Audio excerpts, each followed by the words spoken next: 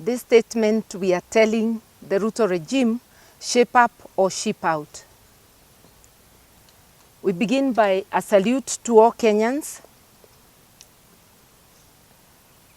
who turned out to assert their sovereign will at the constituency level on Friday last week on the forums arranged for public participation on the impending impeachment of one Rigathi Gachagua, the Deputy President. Kenyans were with great clarity and unity, united in their voice, telling both Ruto and Gachagua that they stand impeached.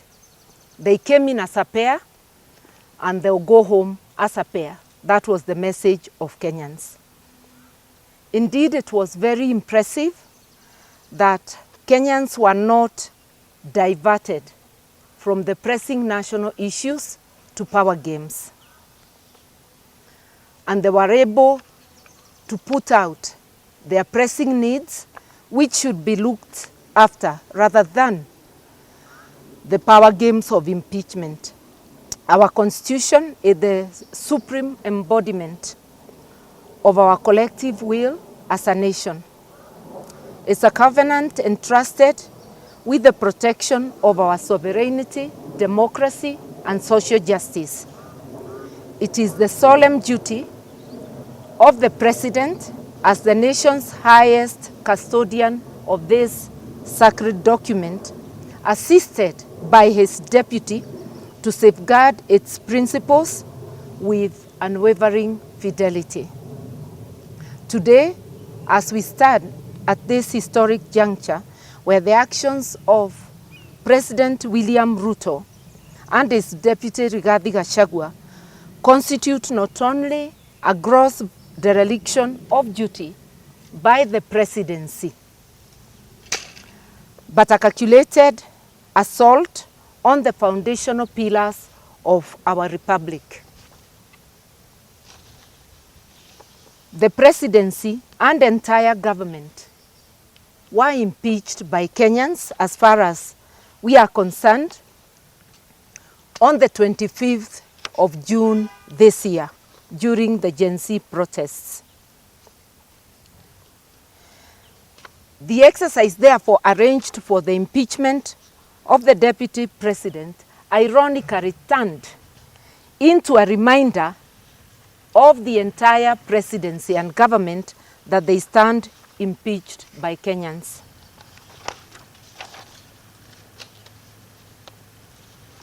And I have already said that if they hoped to divert attention from the critical issues of the day, they were not able to do that. They failed miserably.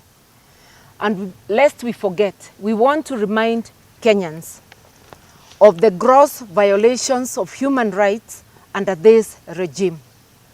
The worst of it being the murder of innocent Kenyans, unarmed peaceful protesters on the 25th of June. The arbitrary arrests that have continued even today, the abductions, the dumping of bodies, multiple bodies in Quarry, and the fact that up to today, Kenyans do not know how many more bodies are lying in that quarry.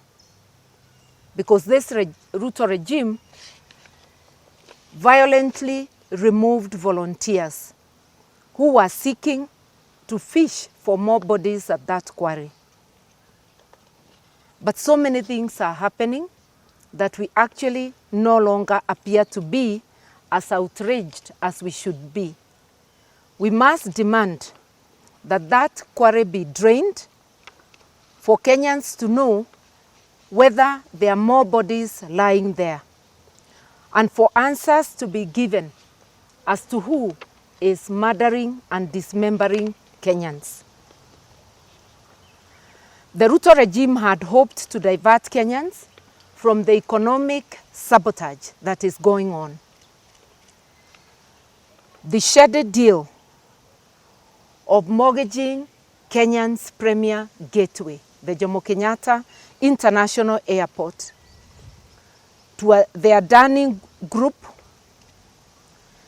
which is scandal-ridden and against whom questions of malpractices are being raised in many parts of the world.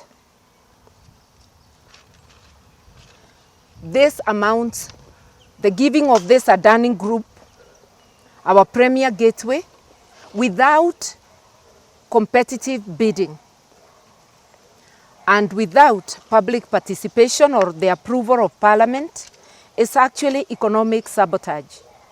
Jobs stand to be lost, not only at the airport, but also jobs relating to the export of horticultural products. Under this Adani deal, it is the Adani Group who will determine what happens at the airport. It means our many farmers, horticultural farmers, and those employed along that chain will be subjected to higher prices, because the Adani Group have not come as charity workers. They are coming to make money. It means the future of so many has been put in jeopardy. And that is why we call this economic sabotage. The same Adani Group is being given concession over power distribution. Again, this is economic sabotage. We are already suffering very high prices of power. We are subjected to that by KPLC. Now with the Adani Group, we cannot hope that things will be better. They can only be worse. You wonder why a regime would sabotage its own economy.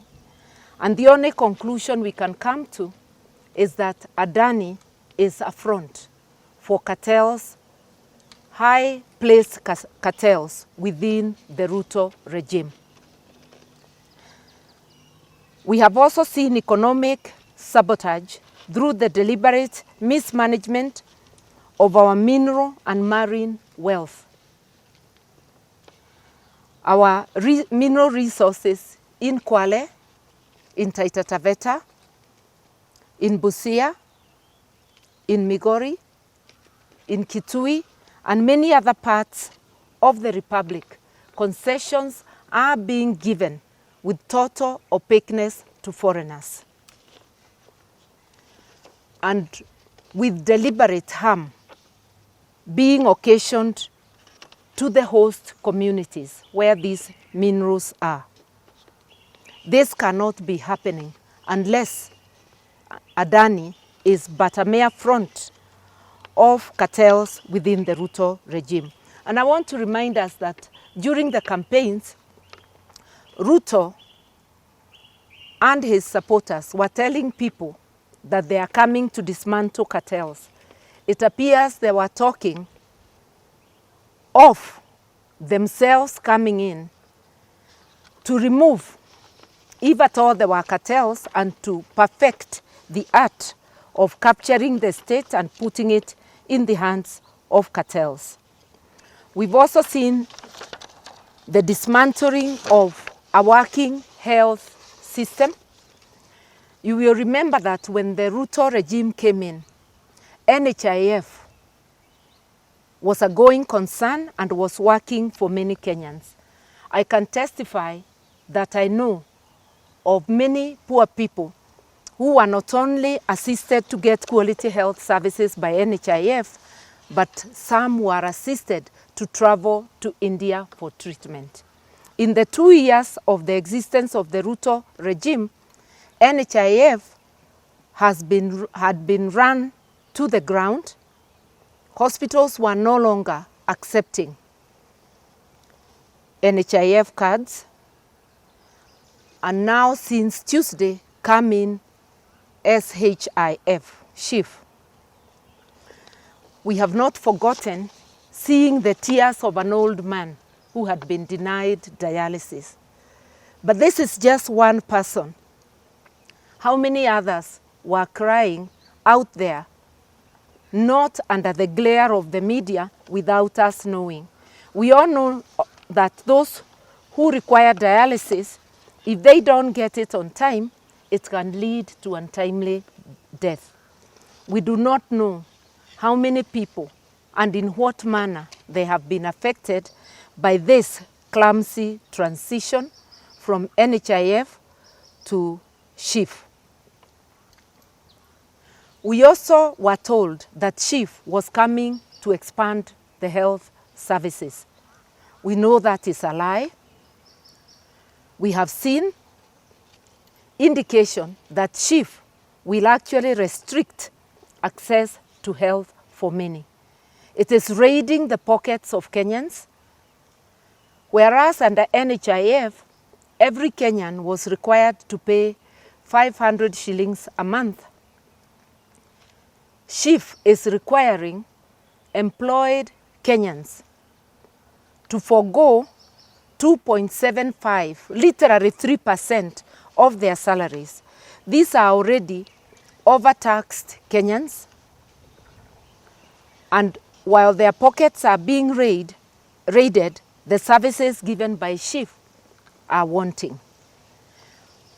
There is information that for dental services, families will only access approximately 2,000. There is information that for maternity, mothers will only get payment of up to 10,000. Under Linda Mama, in public hospitals, women were accessing maternity services without paying. How many will be forced to deliver away from hospitals? This is a violation of the Constitution, in particular Article 43, which provides that the government of the day will ensure that Kenyans have access to quality health services. We should be transitioning to universal health care across the board, not to reduced health services. So SHIF, as it's being rolled out, is clearly unconstitutional in that it will restrict access to health. And this is an abuse of the human rights of the people of Kenya. There is also a conspiracy to destroy Kenyans' food sovereignty. You are aware of several agricultural bills that have come up that are criminalizing agricultural activities by Kenyans.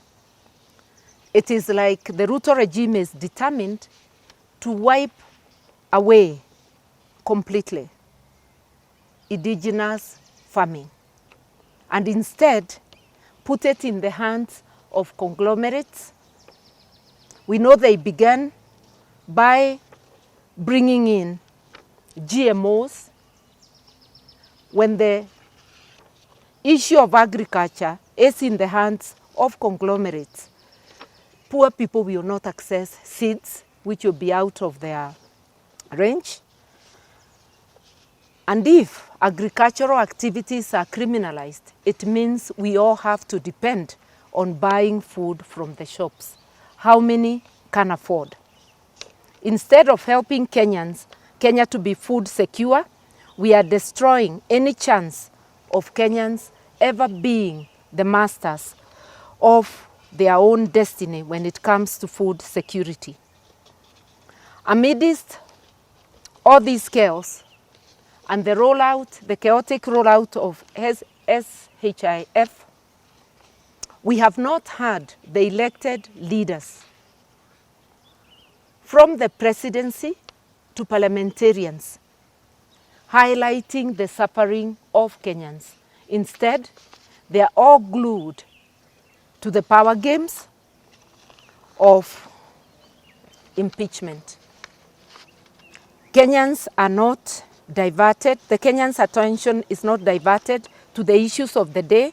And that's why participants in Elgeyo Marakwet were asking whether the impeachment of Gachagua will build the stadiums that were promised, whether it will bring the building of the roads that they have been promised and have not so far been built. In other words, Kenyans want their issues attended to, not sideshows. And the message to the Ruto regime is clear: shape up or shape out. Governments are elected and leaders are elected to prioritize the needs of the people. But it appears that Ruto and his regime and the entire parliament are oblivious of the needs of the people. Only very few of the parliamentarians are focused on the issues of the people. We are calling upon Kenyans to continue raising their voices. This regime needs not only to be reminded of its duty, but it needs to be forced out if it cannot attend to the people's needs. We are calling on Ruto and his cronies to heed the call for justice that take us throughout the valleys and hills of Kenya, and to know that Kenyans have not forgotten that they are being denied their rights, that there is economic sabotage, and that life is being made unbearable. And that is why in one voice Kenyans have said, in order to preserve the very soul of our nation, both Ruto and his deputy Gachagua and the entire government ought to do the honorable thing, exit the stage and pave way for fresh leadership.